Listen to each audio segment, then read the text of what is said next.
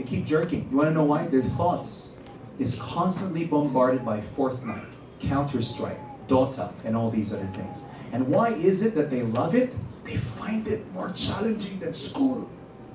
They like the idea that they can level up. They like the idea that the teacher doesn't shout on them, that they die and that they can be alive again. They're given many chances. So they love it. Plus, people can make money out of it. My student is making 5,000 per tournament, and he says, when I make enough money, I will leave home because my parents are not supporting what I love to do. I said, son, you have no idea how much your parents love you and how much that device and that game is taking away from them. He says, I don't care. Why? Because they don't care about my passion. Thankfully, they were able to reconcile. Now, we continue with another struggle, sexuality and relationships, premature relationships. Check this out. I am not proud of this, but the Philippines right now, ladies and gentlemen, is the highest ranked, most busiest when it comes to visiting websites related to porn. Look at the person beside you. Tell the person beside you, ay, ay, ay. Some of you are like, Philippines, #1. I wish it was the economy. But it's pornography, right? As a matter of fact, when you leave a child with a device, it is very dangerous because one thing can lead to another, right? As a matter of fact today, because of that, there are a lot of teenage pregnancies in this generation. Far greater than any generation in our lives. And boys today are using it as a hobby to fight stress. And because they're brought in by their peers, and they have all these things that they can do, especially when their parents are not around because they're busy expanding a business or chasing after a career. As a matter of fact, one of the most prestigious schools in the Philippines, Ateneo de Manila, recently got into the news because there was a young lady who was raped in her own campus.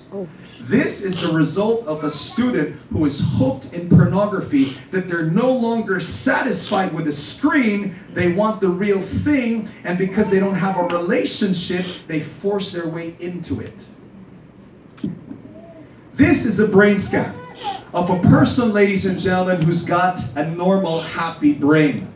It's colorful, but this is the brain scan when a person is addicted to heroin, drugs, meth, porn, smoking, etc., etc. It is actually getting degraded. So what are we trying to say? The technology that we thought was harmless is actually harmful. I am not saying that you should take technology once and for all away from them. I'm not saying that.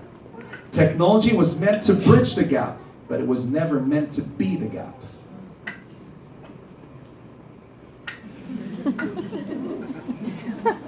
Are you okay?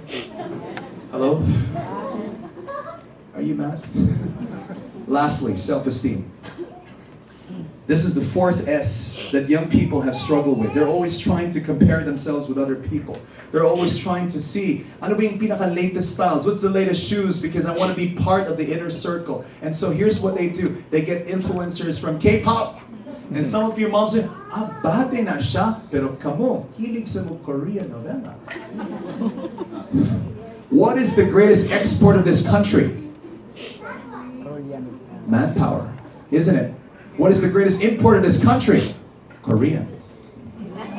They're everywhere, isn't it? Yes. Hello? We even learn their language. 안녕하세요. 가온세요. 빨리세요. Right?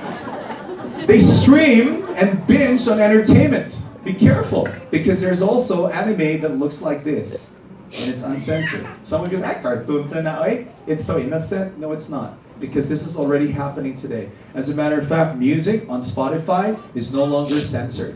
Your children can be listening to that, and you have no idea how it's affecting their psychology, right? Even books.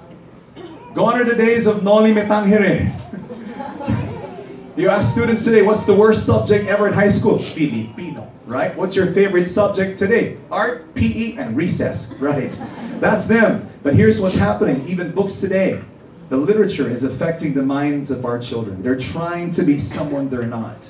And so, young people today are filled with so many lies. Lies from the culture. And it is our responsibility to reverse the lie with the truth. The question is, how? Well, the Word of God is one of them. But the Word of God will never come alive unless they see it in your own life. Now, before we continue, the boat is sinking. Group yourselves into two. And I mean it. Group yourselves into two. Ready, set, go. Two.